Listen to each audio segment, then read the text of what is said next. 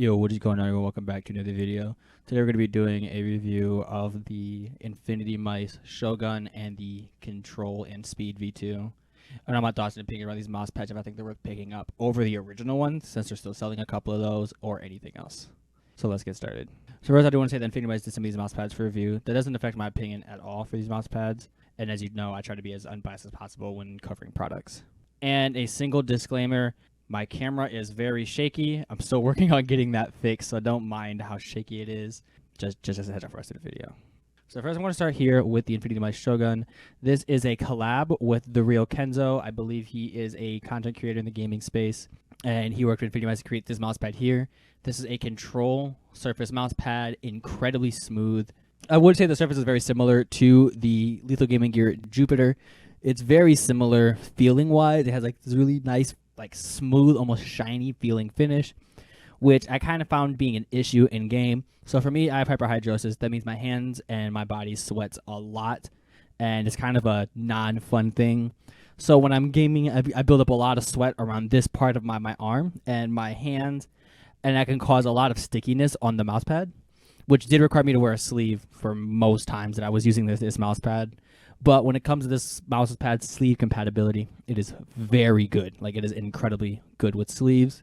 But if you do have a condition similar to mine, this isn't really a good mouse pad to use for extended periods of time because your arm will get stuck to it, similar to a glass pad. And it's just not really a fun playing experience outside of that. The speed of the mouse pad is very similar to the original Control V1. It is a little bit quicker dynamically. The static friction is around a medium static friction, and the dynamic friction is relatively low. The sizing comes in at 500 by 500 or 490 by 420, just standard mouse pad sizing. It's using their IPU Plus base. This is an improved version of the original IPU base, which I honestly really enjoyed. But this IPU Plus just knocks it out the park. It is significantly better than the original IPU base, which was very good. But like this is just so much better. The pad does not move while on the desk, and it's it doesn't take much to move it around. But when you're actually gaming, there's absolutely no movement on the pad. It's actually incredible how good the base is. The stitch guide mouse pad is relatively thin. We're not talking artisan thin, but we are talking about you're not going to notice it in game. It is slightly under the surface, around like 0.1 millimeter under the surface. This isn't what I would say is like a real undersurface mouse pad. It feels pretty much surface level, but it is very, very, very thin, and you're not feeling this at all in game. And then just finally, would I recommend the Shogun? I believe this was a limited run, so if you are able to pick one up, it's definitely a really solid mouse pad if you like the art. The control of it is really nice, and I wouldn't say that it's like an outstandingly different mouse pad when it comes to control. But the surface glide is very unique in that terms of control. Like I said, it does feel like a Jupiter, but it just doesn't feel really nice to use for extended periods of time for someone like me with my sweat condition. Next, I want to go on to the InfinityMice Speed V2 in the mid variant. This is much firmer than the previous IPU bases. That's because they are using two different softnesses now, mid and soft. The mid doesn't feel as firm as Artisan's mid. It feels kind of in the middle, more like a mid-soft. This is using 4 millimeters of the IPU base, so it does feel more plush than an Artisan pad, but it's definitely really firm, and it does help a lot with the gliding experience. The Speed V2 seems to be using an improved version of the original Speed surface. It is using these very, very similar stitching to the Shogun, where it's not under the surface, but it's surface level, and I'm not feeling it in game. It's very thin and very low profile, but not under the surface.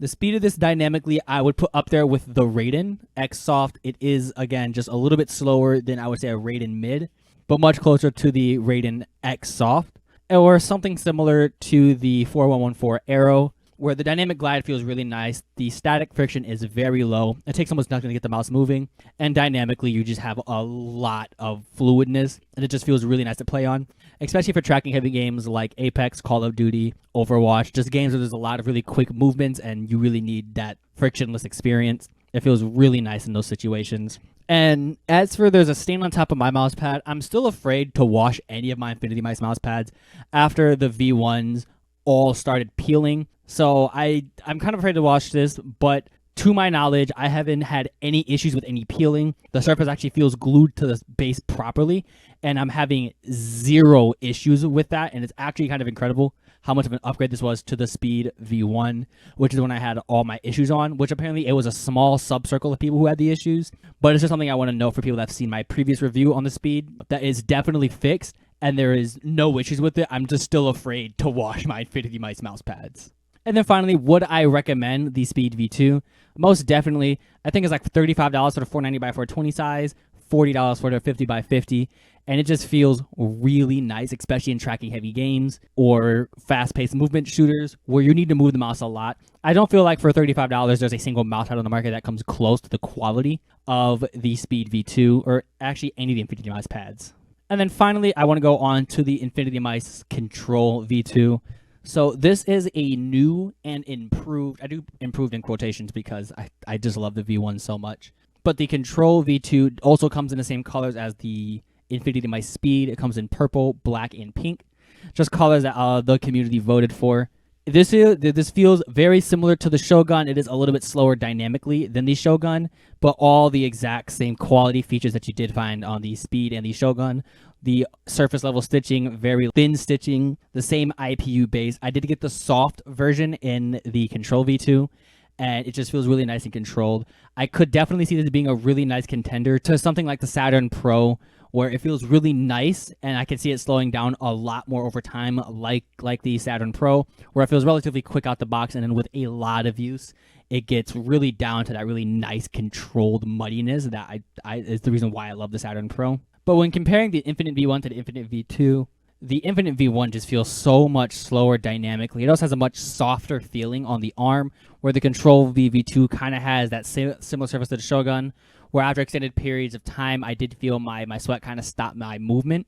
And that's just a no-go for me personally, which is why I'm still a bigger fan of the Infinite Control V1. This is still one of my top 3 control pads on the market, and I really don't see that being changed at all. It's just an incredible mouse pad compared to the V2, where it's still a really, really good control option, and the dynamics is a little bit quicker. The static friction is also a little bit quicker as well than the original V1.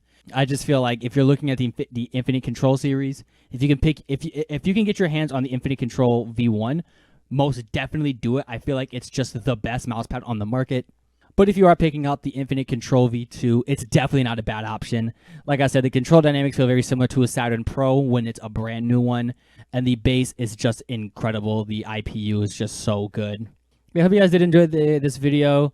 I have a lot of mouse pads to cover, so I'm going to try and get through everything as fast as I can because I have so much to do.